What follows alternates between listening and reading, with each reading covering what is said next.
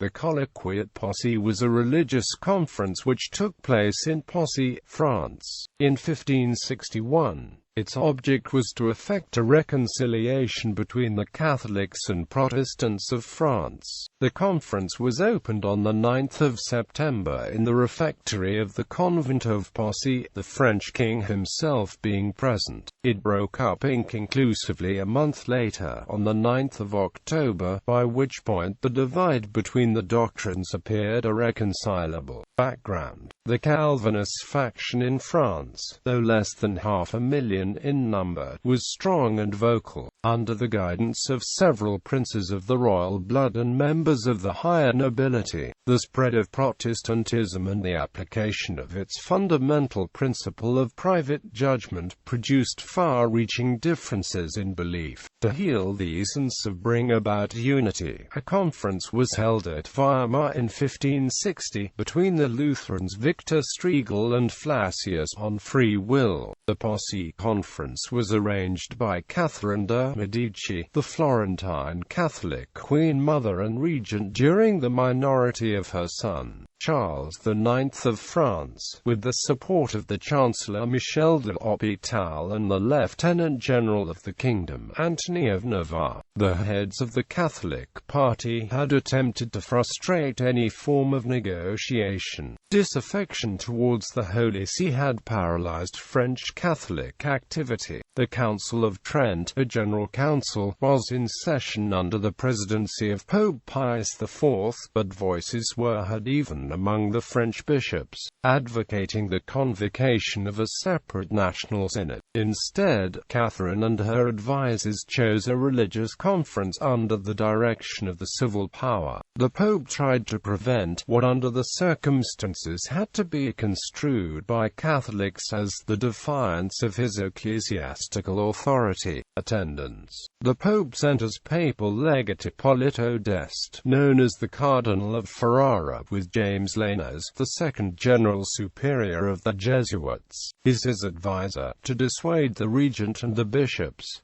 But the affair had gone too far. At the conference, 6 French cardinals and 38 archbishops and bishops, with a host of minor prelates and doctors, spent a month in discussions with the Calvinists. Theodore Beza from Geneva and Peter Martyr Vermigli from Zurich appeared at the colloquy. The German theologians to whom invitations had been dispatched only arrived in Paris after the discussion was broken off. Beza was assisted by Nicolas Desgalles, who wrote a report of the conference for Edmund Grindal, then Bishop of London, where de Galles currently had a church. Proceedings: on the 9th of September, the representatives of the rival denominations began the pleadings. The proceedings were opened by a speech of Chancellor L'Hôpital, who emphasized the right and duty of the monarch to provide for the needs of the Church, even should a general council be in session. A colloquy between Frenchmen convened by the king was the better way of settling religious disputes, for a general council, being mostly composed of foreigners,